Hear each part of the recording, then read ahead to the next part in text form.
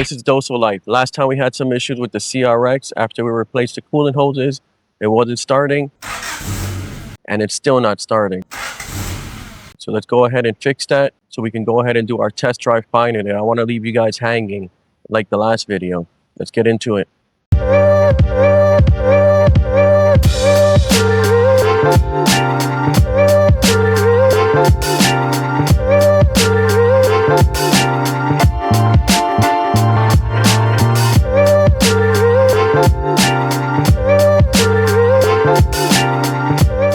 So we got lucky today. The heater valve came in the mail, so we'll be able to get that done. All I need to do is swap off this bracket, clean it up, take these clamps off, this lever here, and then replace everything onto this one, and then we should be good. And then also I got the kit for the vacuum adapters, so we can fix that one that was broken.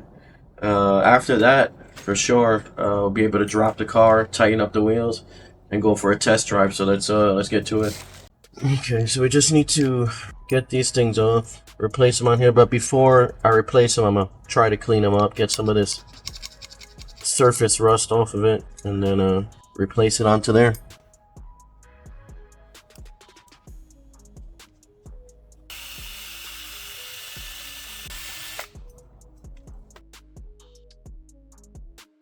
Now everything's installed, the bracket, the lever, the new hose. I might have to twist it a little bit when I install it, but for the most part everything is there. Just gonna go ahead and reinstall this, and then the vacuum line. So I initially had this bracket installed on the wrong side because the original doesn't have these holes. It only has one side, so I installed this bracket on the wrong side, and since I did that, I had installed this hose on the wrong side. So now everything is right. I'm just gonna go ahead and install it.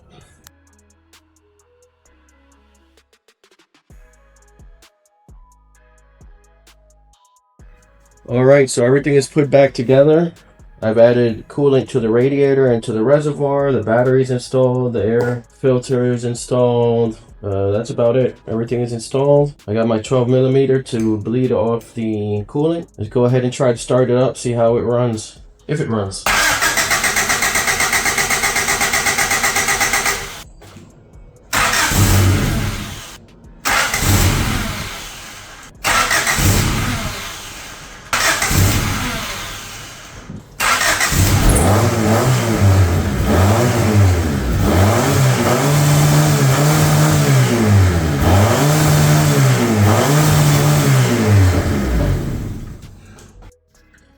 So that didn't go well. I know it's not the timing because we already started it after the timing. I just got to go through, recheck everything in there, and see what's going on, see why it's not turning on. I don't know if it's fuel or what.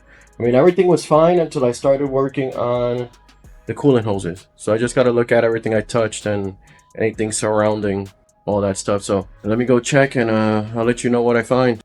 So I quickly remembered there were two electrical connectors that I removed. One is on the passenger side and one is on the driver's side. When I came over here to check, I noticed that I hadn't plugged it back in. So I'm going to plug this back in, and hopefully this thing runs smoothly. If not, then we got some more stuff to check. So let's see if I can figure out how this goes on. All right, that's on. Let's check.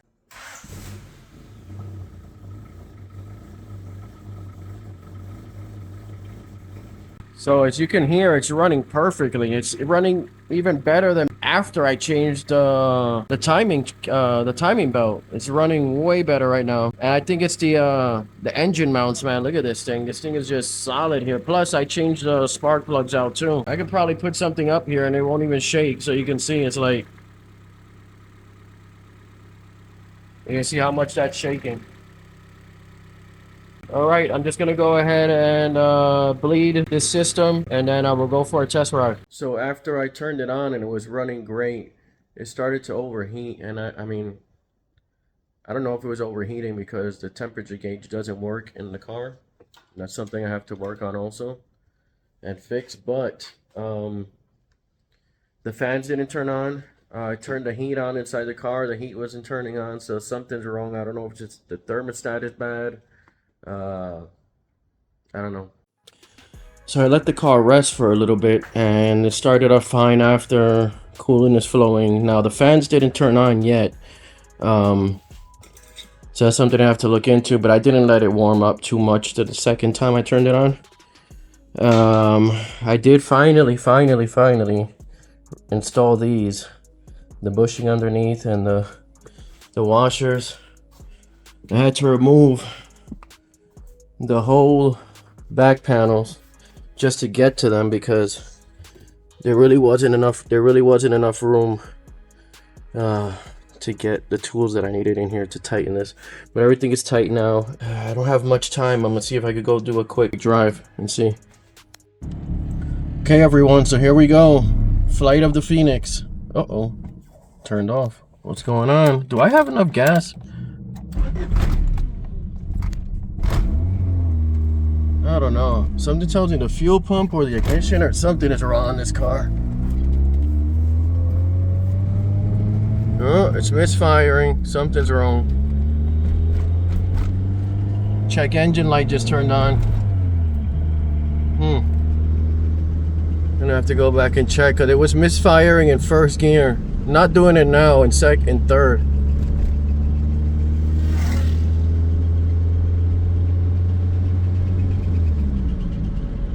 Something's squealing in the front. Alright, I gotta turn back. I went ahead and ordered some additional things to install on the car. For some reason it's taking 2 or 3 times to start it up. Once it gets running, it's running good right now. I still don't know if it's overheating because the temp gauge is not working on the dash. So everything else looks good here.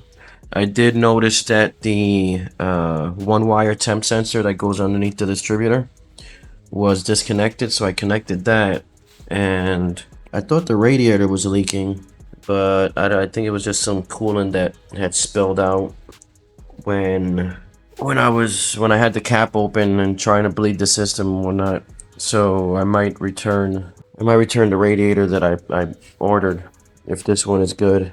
Another thing, I did notice this over here, this connector right there. So something tore off of the other side of that, it looks like. I don't know if it was just like a jumper wire, if it was a whole connector. I have to look into that, see what happened there. And I think the squealing was just belt on the AC compressor. It's pretty loose, so I might just remove it right now because the AC is not working. I'll just reinstall it when we get the AC up and going. So I'm just going to continue on here. I'm going to try to figure out why it's taking 2 or 3 times to start and what that connector is. There's a check engine light on the dash that I will be checking, and whatever else needs to be done. So I'm going to start chopping some of these tie wraps off, trying to figure out what all these cables are. Hopefully we can figure out why the fans aren't turning on. And this engine is super hot right now, so I'm really avoiding hitting that heat shield. So there's this connector. It has this end, which makes no sense. It looks like 2 wires either came out of that, or this was connected to a whole other wire harness. I don't know. I'm just gonna keep taking this wire harness out and trying to figure out what's going on here. Really need to get these fans going and then figure out why that temp gauge is not working, because I really need that to work. I really need to know if the car's overheating or not. Okay, so it looks like this connector disconnected to this somehow and got torn off. So I'm gonna remove the, ooh, this was bad. I'm gonna remove this, remove that, and see if I can repair it, clean it up, make it look a lot better. See if that eliminates the check engine light. I haven't checked the check engine light because this is not a regular OBD2. You have to check some blinking lights on the dash, and I haven't really looked into that yet. So I'm just gonna do this and see if this will fix the issue. So I went ahead and repaired the wire, and I had depinned the connector, repaired the wires, and then I repotted the connector. So hopefully these pins don't retract when I go ahead and plug it in. But it looks good right now.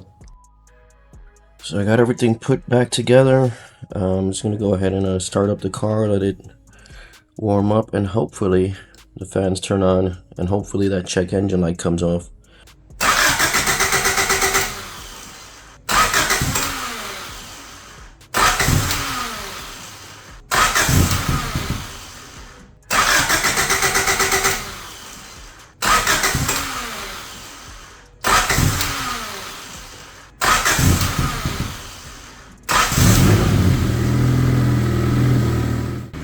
Other than not starting up on the first try, I mean, the engine seems to be running smoothly, and I need to figure out why it doesn't start up on the first try. It takes around 2 or 3 tries to get it started up.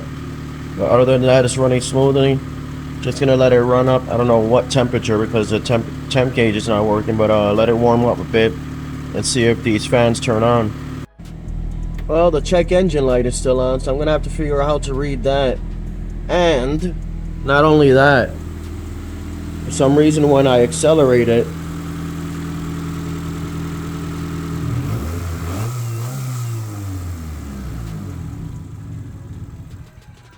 that happens. So not only that, when it is kind of bogging down and low idle, the car is blowing black smoke out, so it's a lot of unburned fuel. I'm gonna check the spark plugs. I'm gonna check, well, I ordered the ignition coil and the igniter to replace also. So I don't know, let's see. So I finally went online to check out how to check the check engine on this car, and you have to jump some connector that's underneath the glove box. And as soon as I did that, put the key in, 2 clicks, the check engine light disappeared. It was supposed to blink, it disappeared completely. So right now that's useless. So I went ahead and I pulled the plug, see what they look like. They don't look bad. I'm just gonna make sure that we're getting spark here. I'm here by myself, so I'm just gonna leave the camera recording and see if I can see any spark coming out of these spark plugs. Hopefully nothing blows up. Okay, so it looks like that first spark plug on the right isn't working. Let's try that one out by itself.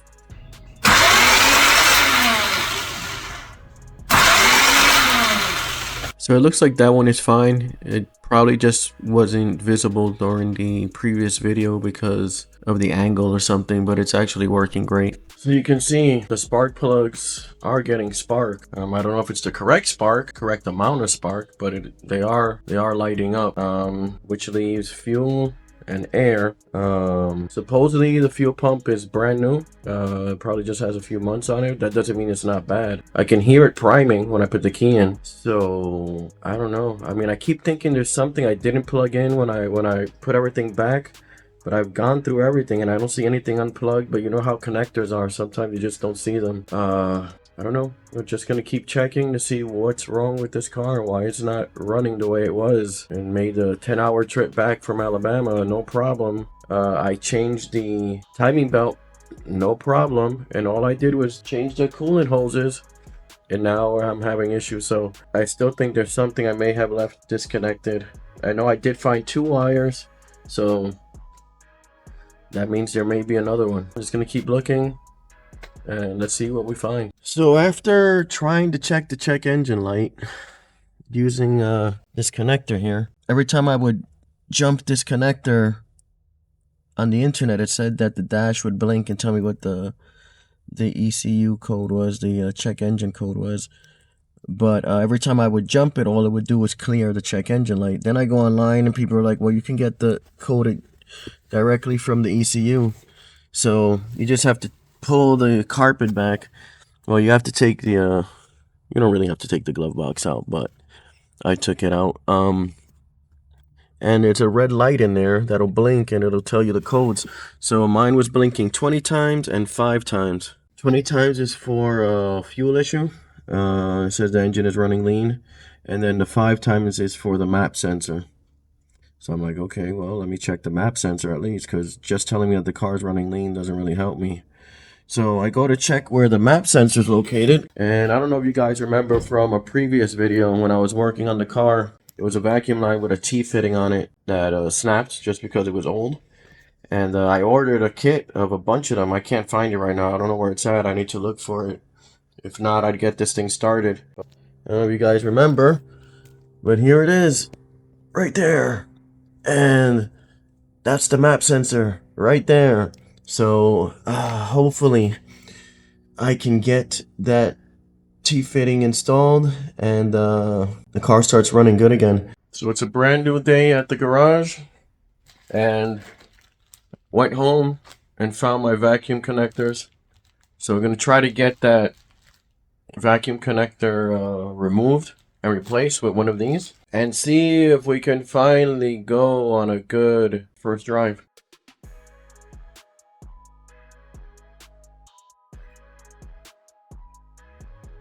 So there I have reinstalled the vacuum lines. It wasn't too difficult to get the old pieces out, just because they were so brittle. All I did was squeeze the vacuum line and it crumbled inside, and then I was able to get it out and plug it in here. All right, so let's go and try to start this thing up one more time. Fingers crossed.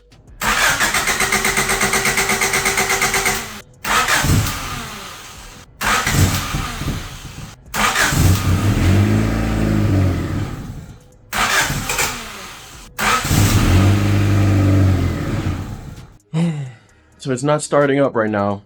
I think I know why. I think I ran out of fuel. So now I gotta go make a run to the gas station, come back, and see if that's the issue now. I went and I got 5 gallons of fuel, and now it's running good.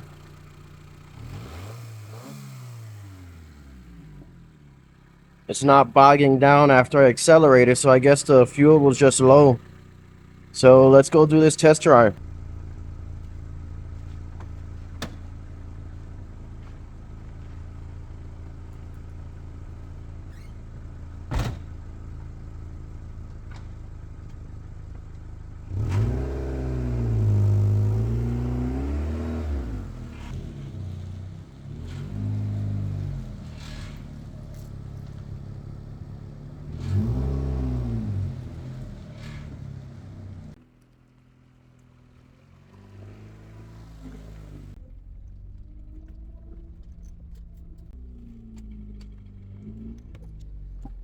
Okay guys, so here we go. I try to drive this and throw shift gears with one hand. So far everything feels good. Engine is running fine. Let's go.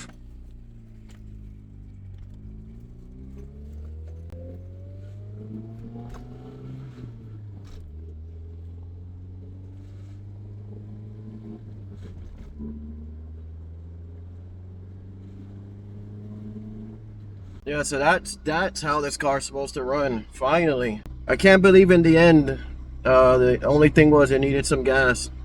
You know, you work on cars and you think the simplest thing is not going to be the issue, and sometimes it is. So I mean, the suspension also feels great. I mean, it feels way better than when I drove it down from Alabama. So now all we have to do is work on everything else. And that's easier said than done. So we're going to go ahead and end the video here. Please remember to go ahead and subscribe, like, comment. Tell me what you think. Go ahead and check out the Patreon. You don't have to pay anything. You can just sign up for free. And also go check out the website. I just released a t-shirt. I was going to wear the t-shirt in this video, but for some reason I couldn't find it. So go ahead and check it out. I think you'll like it. Check out the website. You'll see the shirt there.